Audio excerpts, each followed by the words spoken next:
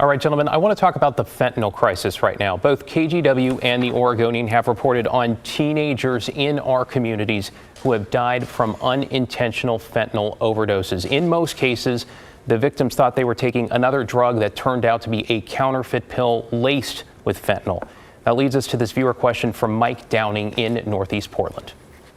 When an adult is convicted of the crime of selling fentanyl to a minor that resulted in their death, what do you think the appropriate penalty should be? All right, our thanks to Mike there. I want to add to his question, what role should the Multnomah County DA play in preventing similar tragic deaths in the future? Mr. Schmidt. Yeah, well, prevention is key. As we know, fentanyl has been absolutely devastating in our community. We've had way too many overdoses, and tragically, young people getting it and getting into the fentanyl has been awful. We know we don't have enough treatment. Traditionally, Oregon's ranked something like 49th in the country. Those resources that have come online from Measure 110 are a game changer for us. They need to continue getting investment. When we went down and got 4002 to fix Measure 110, we got an additional $25 million investment in Multnomah County for a drop-off site. That's going to help people hopefully avoid those overdoses. We're getting more Narcan and naloxone out to everybody. I carry some in my bag to make sure that people don't die.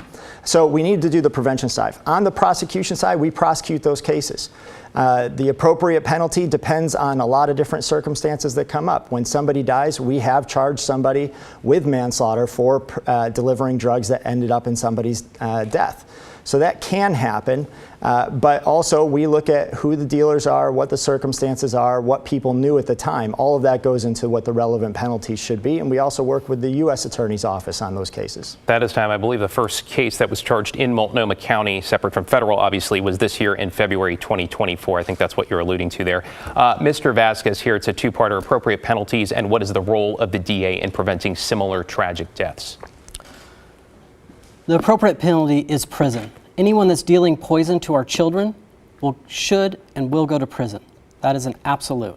Now, I'm glad that I received this recently. This is a flyer from Mr. Schmidt that says now he knows that fentanyl has changed everything. I cannot believe that we are here in 2024 and just now he's figured this out.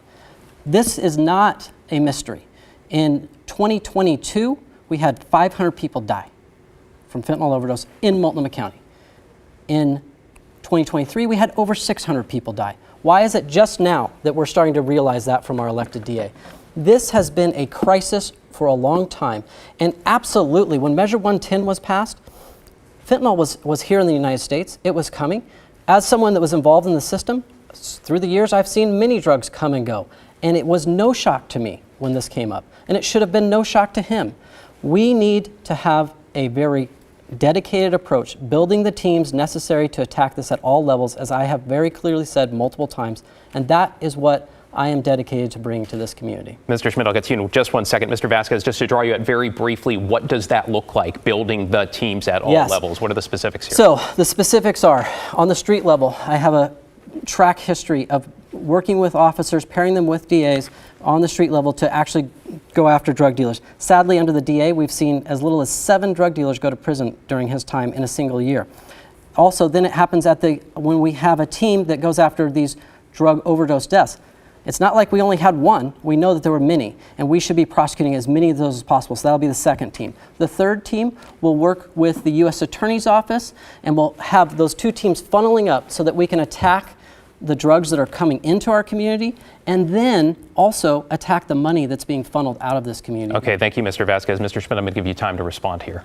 Yeah, so obviously fentanyl hit our community incredibly hard. It hit the entire West Coast. Mr. Vasquez wants you to think that this is a Portland-specific problem. The overdose rates actually went up more starkly in Washington and California around the same time. So we all got hit with fentanyl at the same place. None of it has to do with my policies or anything else. Mr. Vasquez wants to put together teams. He wants to go back to the war on drugs. That was the whole plan. How has that worked? It's never worked. And I don't know where he'd get the resources to do the things that he's talking about. He doesn't have the support of the county commissioners and hasn't shown that he's had ability to build relationships with elected officials who he's going to need to get the resources he's talking about. So I don't think he has the ability to pull off what he's saying. All right. Thank you, Mr. Schmidt. Excuses and more excuses.